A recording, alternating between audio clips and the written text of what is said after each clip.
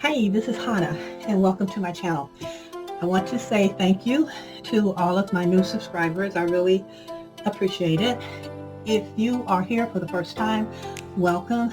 I hope you will find something here that inspires you and helps you in your crafting journey. If you're coming back, thanks for returning. This summer was sort of spotty, and so we didn't do the craft along with me because people were taking vacations and there were graduations and a lot of things going on. So we decided to take a break, and I kind of needed a little bit of a break.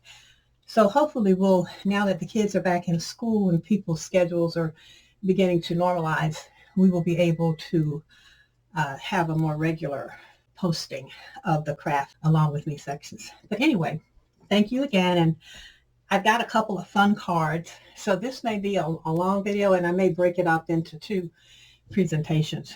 But the first one that we're going to work on is a birthday card. So most of the time I keep my cards to standard sizes, like a 6x6 or a 4 1/4 by 5 1/2, which is the A2 size. But I got a new die and I wanted to play around with it. And in order to have a sentiment on this card, this size was the best. So the size of this card, if you decide you want to make your card the same size as this one, the base of the card, which would be your overall card size, is 4 1/4 by 7 1/4. And I may trim that down because I do have a lot of border, sort of a large border on this card. And so it's like a 1/4 of an inch, and I may take that down to 1/8 of an inch once we start. So what I might do is just cut this down to 4 and then trim this down to 7. But it really depends on my sentiment and how my sentiment gets placed on the card. This is a sheet of glitter paper, and this sheet is 4 inches by 7 inches. And then this panel, which will be my focal panel, is 3 3/4 inches by 6 1/4 inches. Now, depending on what dies you use, how you cut your circles, that will determine the size of your card. You can make your card any size you want, and you can configure it any way that you want. All of the projects that we're going to work on involve circles, because my thing right now is doing circle cards. I just like the different designs and configurations you can get with the circles. And then, the circle is a perfect shape. Now, to make your circles, my thing is always not to go out and buy anything. If you don't already have it, figure out another way to do it. I'm not advocating that people purchase things. I will include links down below to where I got my supplies. You can get yours wherever or use whatever you want. Now, for this particular card, I use this stitch circle frame die. You can use like this is a circle die, and this is a stitch circle die, so you can use something like that. These are just plain thin dies, and these give you even more sizes because they're a little thinner than these. So you get a larger variety of sizes, and you can make different frames. So that's one way of achieving your circles. The other way to achieve your circle cuts is to use punches. You just determine your spacing and where you're going to, have your circles, and then you can just cut them out. What you're going to need is 2 sheets of white cardstock, and then you're going to need your layer, whatever your color layer, or it could be a printed pattern. Just depends on how you want your card to look. If you're going to try to make the birthday card that I'm making and follow along with me, you'll need some type of yarn or string. It could be baker's twine, whatever. Just you're going to use that for the strings on your balloons. And then for your balloons, and I've already cut my balloons out. This is the balloon die that I I used. It's a 6-piece, and I don't know what I did with my die. It's somewhere around, but it is a 6-piece. There are only 5 pieces here because I somehow misplaced the die I was using. Hopefully it'll turn up. You can use balloons, you can use whatever, but that's what I use. And again, I'll link down below. Um, and then of course you're going to need pattern paper to cut out your balloons. And what I did with my balloons was I used a piece of pattern paper and then a piece of glitter paper behind it. So you can determine your colors. And you're going to also need foam adhesive or just foam tape. This I used the sheet adhesive, but I just cut out the die shape using my adhesive back foam. But you can use just regular double-sided foam tape for that. And then the string, I just glued it to the back of my balloon before I put down the second balloon so that the string is between those two balloons. And I tried to match the color with the papers that are on the balloons. Okay, so this card is for someone who's turning 19. So I just stamped 19, and I think I'm going to use this stamp for the inside of the card. So you'll need to find whatever stamp you want to place inside your card. And then for my sentiment, I'm using this is Heidi Swapp bold sentiments. There are 2 sheets in here. I'm going to use the happy birthday. I was trying to decide if I was going to splatter this card and make like a confetti splatter on it so that the white part is not so white. I wanted to tone that down a little bit. Or if I was going to use my Swiss dot embossing folder just to give it some texture and not have that flat look. I don't want to do the confetti simply because of the colored cardstock. And if I did the confetti, that would make me feel like I needed to put a border, a black border or something on this card so that the confetti stands out more. So what I'll do is I'll do it with the Swiss dot embossing, and then if I don't like it, I'll make another one. I'll make another card with confetti. So since I've decided that I'm going to use the embossing folder, what I'm going to do is give everyone, you can stop the video, give yourself a chance to go and gather your supplies.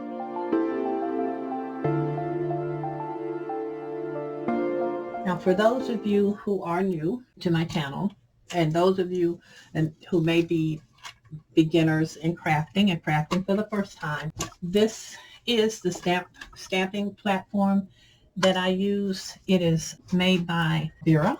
I'll have a link down below. They still have this version, and then they have a more recent version.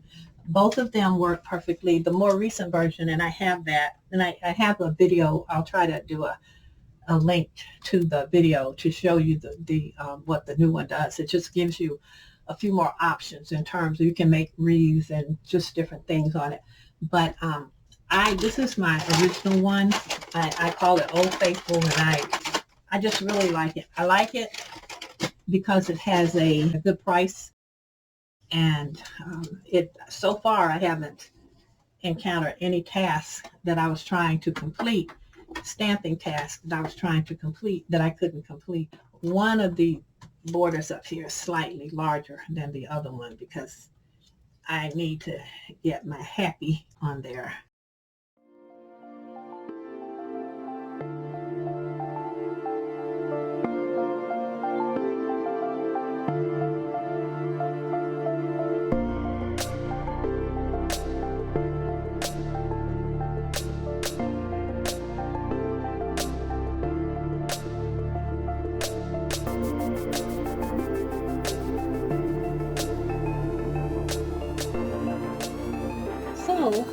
There was a little stray piece of rubber, probably can't see it, on my happy birthday that caused that little, and I can't find my ink eraser. I have no idea what I did with it.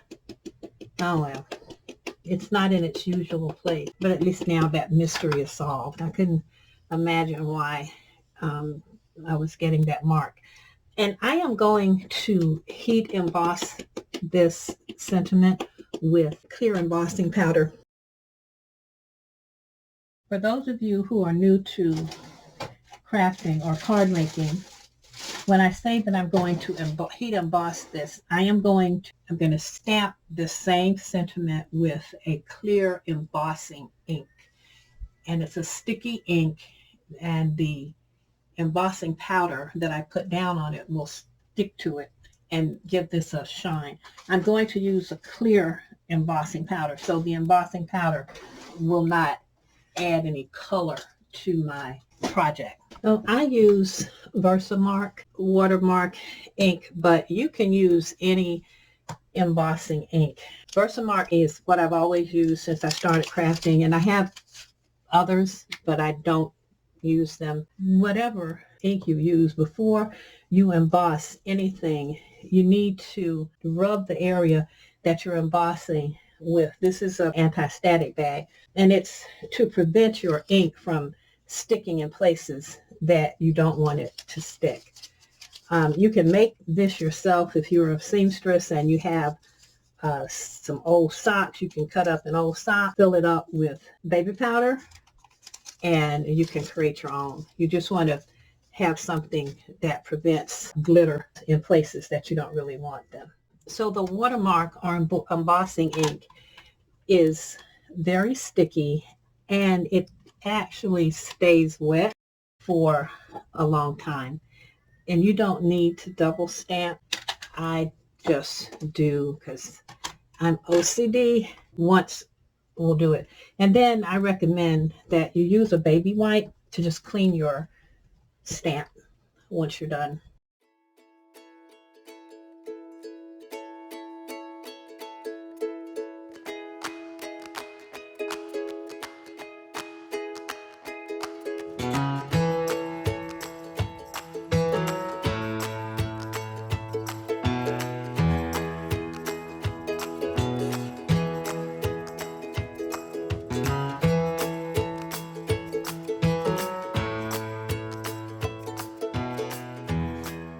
One of the things that I failed to mention when I was showing you my initial supply list and items that I have, one other little item that I'm going to be using on this card is little doggy, who's going to go down here in this window.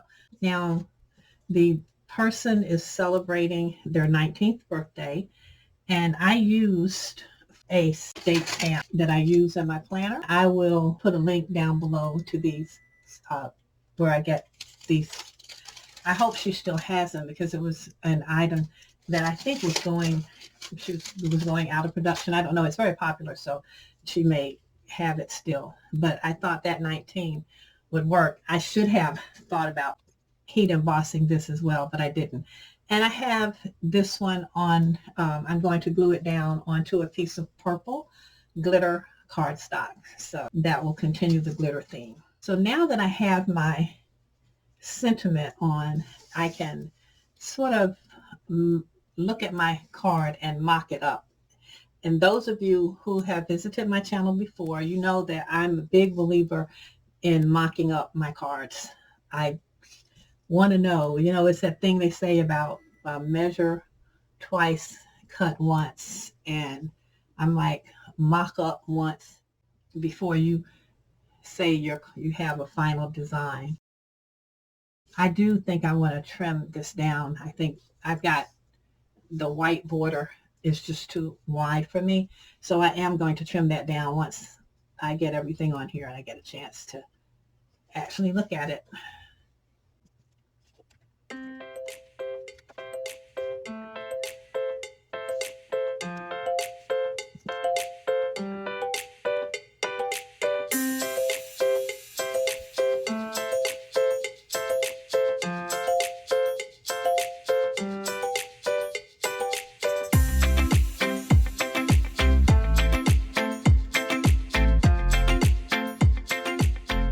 the little doggy will be holding all of the strings to the balloons in his mouth. Once I get all of them gathered together, kind of create the illusion that he's holding them and they're going up on the card. I originally was going to have the strings going underneath the circle, but then I decided that I would much rather have the strings on top. And so that will be the outside of the card. And of course, the only thing that I have to do now is emboss the Swiss dots on it to give it a little more texture. All right, so I did decide to use the Swiss dots, and now I'm just going to end up trimming everything down. So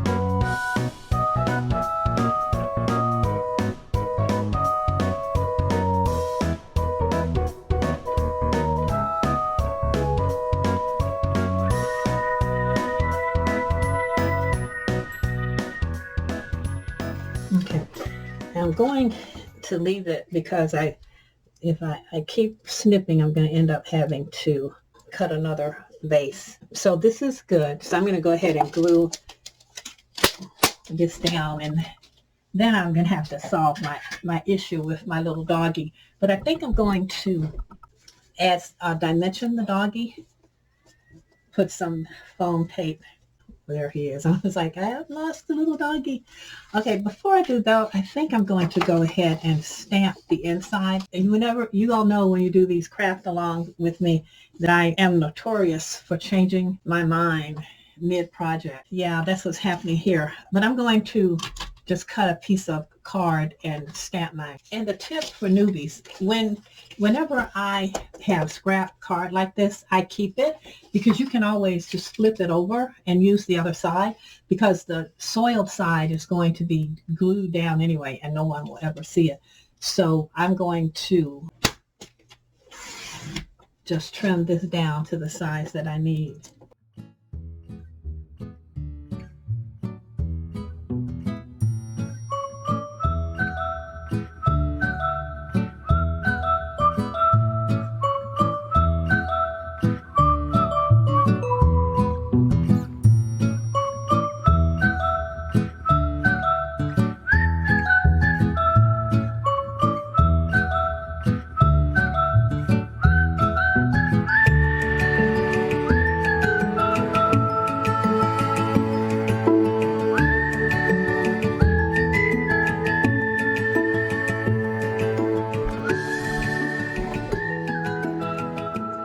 So I am always the first person to admit that I don't color. Coloring is not my thing, but I think this is going to be fine. It's just great whenever you do anything for your grand youngins, because they just think you're the best in the world anyway. So that all works out. But I just colored in my little mouse, and I didn't have an image with a dog on it, so it's okay. It'll be fine. But anyway, so this is going to be the inside. I'm going to glue this. And I'm going to use, I wanted to show you these little runner pins that I got. And I really like these. I think they're so cool. Let's see, am I doing this right? I've been using this one a lot, so I hope that it's still, yeah, there's still tape on there. But I really like these. And the reason I like them so much is because, well, they retract like a pin, and I can put them, like if I'm going to, like when I go for my infusions and I know I'm going to be sitting there for a while, so I can work on crafts, and I can just drop this right in my box and, I'm good to go.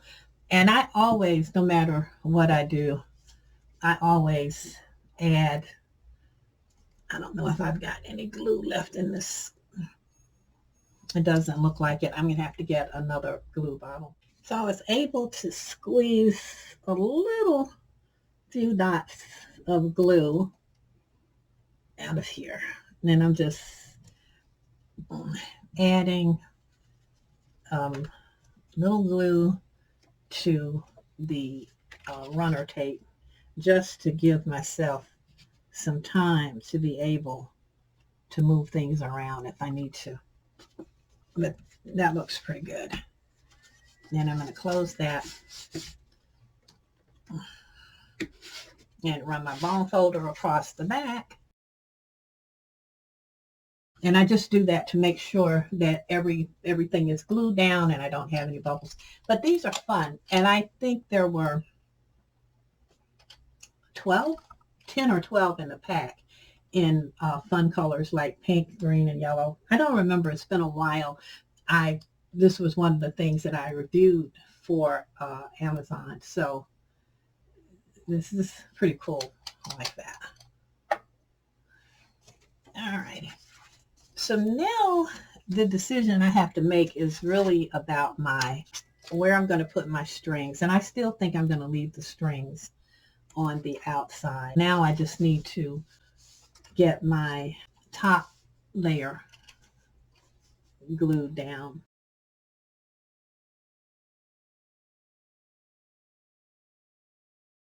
And I don't need a lot because, I just want to go mostly around the edges to make sure that, and usually I use the dot method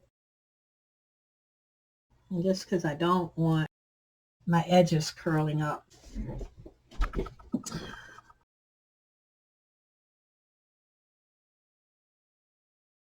Okay. So that layers down. And I'm just going to burnish this to make sure I don't have any glue bumps. And I don't. And the other thing, you can't always, if you have white space like this on a card, you can always put something there if you want. I might write a little note. Okay. And now my birthday focal layer that I don't think I'm going to put, I was going to put some foam tape behind it. And the reason I'm not going to is because I have foam tape behind my balloons.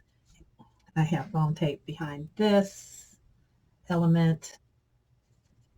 So I need to, the first thing I want to do is get my strings situated.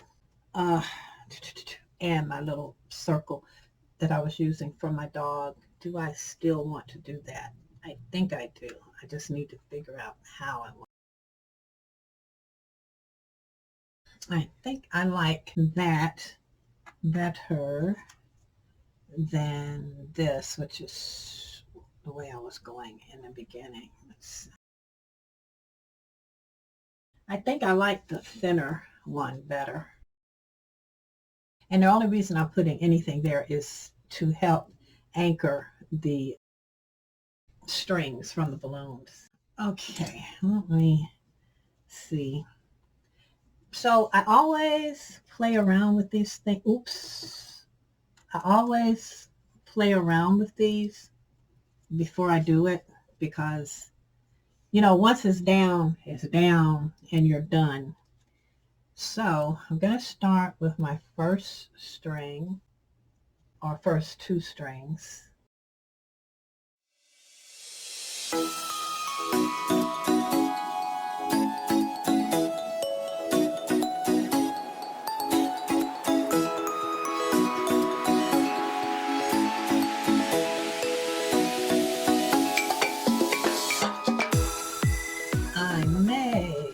To get a little piece of lavender string and make this also a balloon.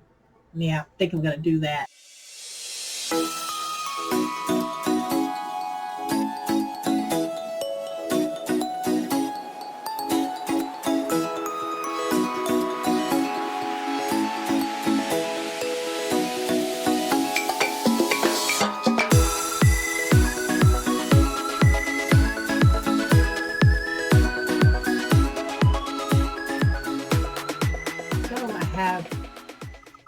everything assembled, and this is the final result.